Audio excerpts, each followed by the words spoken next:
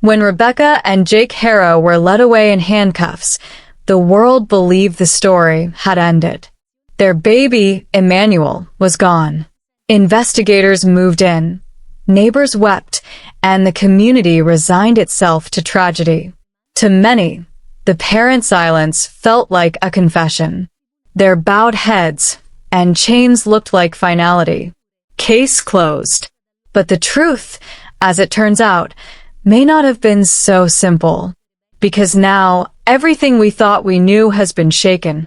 A secret tape has surfaced. And on that recording is a sound that chills the spine. A baby's cry.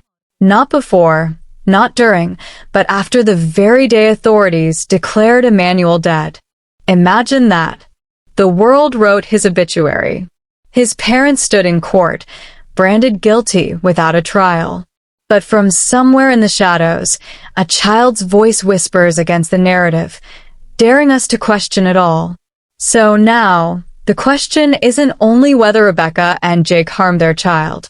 The deeper question is this: if Emmanuel's voice still echoes in the darkness, why were we told he was gone? Was it incompetence, a cover-up, or something far more sinister? Was Emmanuel hidden away deliberately, silenced not by death, but by design? Tonight, this isn't about chasing rumors. We're chasing evidence, verified leads, forensic testing, and cracks in the official story. Because if that recording is authentic, Emmanuel's quiet today is not natural. It's enforced.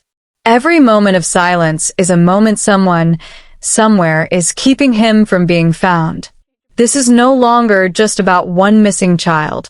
This is about a fight against silence. And Crime Signal is not leaving this case behind. Because silence is what buries truth, and silence is exactly what those responsible are counting on. But together we can break that silence.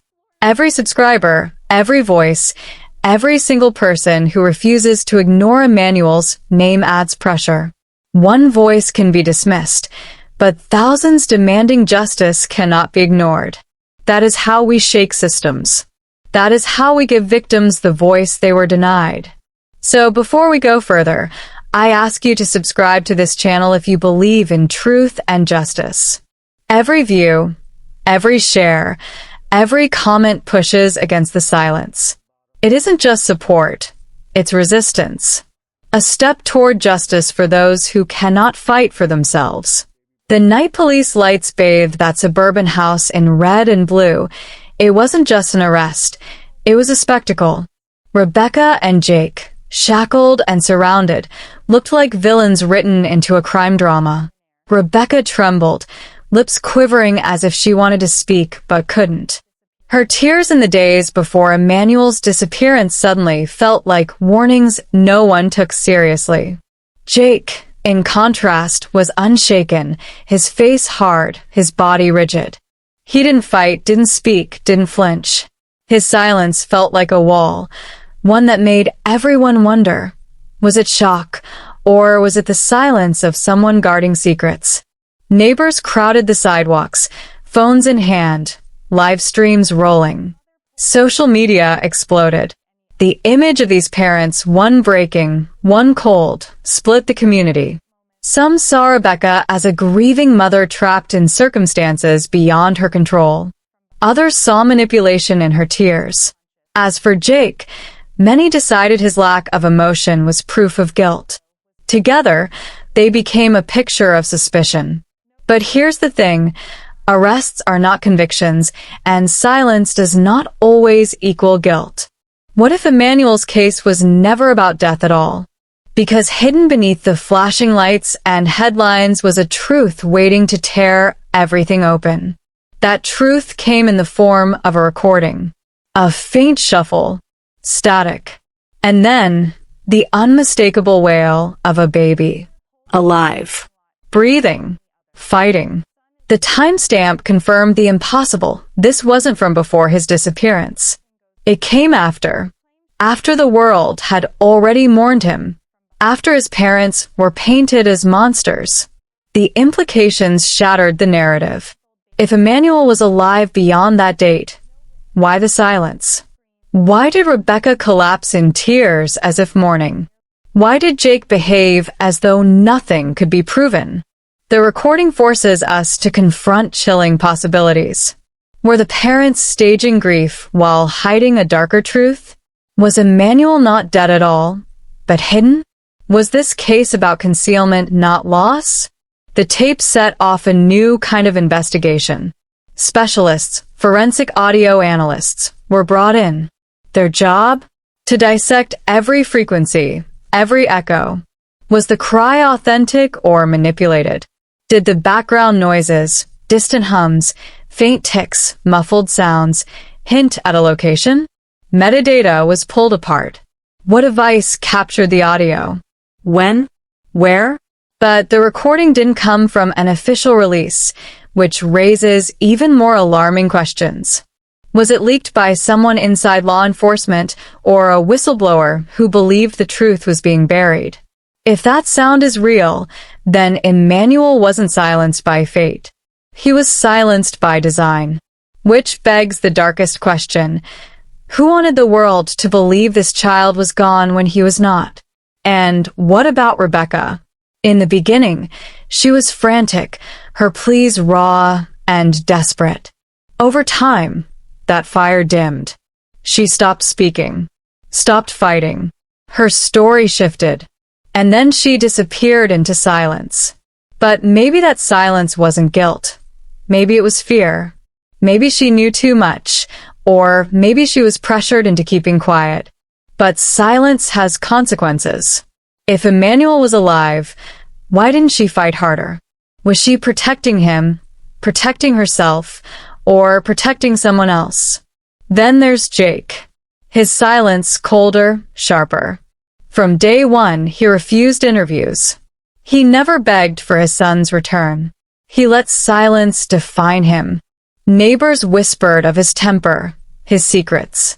Now, with this recording, his silence feels even heavier. If Emmanuel's cry was real, Jake's refusal to speak wasn't neutrality. It was something darker. Silence as protection. Silence as control. Silence as betrayal. So where does this leave us? If the recording is authentic, Emmanuel wasn't lost. He was hidden. Which means someone orchestrated a deception. Maybe an abduction staged as tragedy. Maybe trafficking cloaked as death. Or maybe a desperate act by someone close, someone who believed hiding the truth was safer than facing it. And the most terrifying question of all, if Emmanuel survived, where is he now? Law enforcement is under fire. Protests erupt outside courthouses. Hashtags like #JusticeForEmmanuel and #WhereIsEmmanuel spread online. The same officials who declared Emmanuel gone are now being forced to answer. How could a recording exist if their conclusion was true? Did they miss evidence? Or worse, did they ignore it? The community is restless. Neighbors who stayed quiet now confess they heard strange cries at night. Some admit they saw movements near the Harrow house weeks after. Guilt bubbles up. Did they fail him too by staying silent? National media has latched on.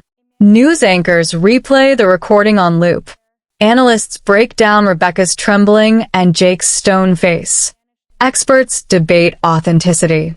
For some, the tape is evidence of a staged tragedy, parents complicit in something darker. For others, it's proof Emmanuel is alive, hidden by forces bigger than his parents. But no matter the theory, the same haunting question keeps rising. If Emmanuel cried after he was declared gone, where is he now? And why does someone want us to believe he's dead? Crime Signal lays it out plainly. The timeline is fractured. Arrests. Silence. Public narrative sealed. Then a leak. A voice.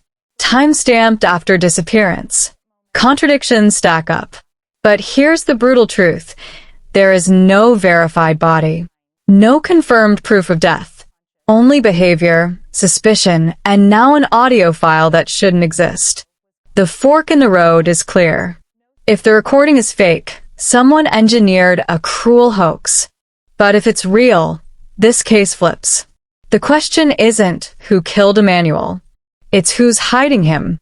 And that's why silence can no longer stand. Because if Emmanuel's voice was captured alive, then every second since has been enforced quiet. That silence isn't fate, it's a prison. And every one of us who shrugs off his name risks helping to keep him there. This isn't about views or clicks. This is about refusing to let Emmanuel be erased. Every subscriber is part of this fight. Because when thousands of voices rise together, silence breaks. Lies collapse. Justice breathes. So here is my vow as crime signal. We will not stop. We will not go quiet. We will not let Emmanuel Harrow's name fade. And if you believe no child's cries should ever be buried in silence, subscribe, share, and speak. Because together we are louder than lies.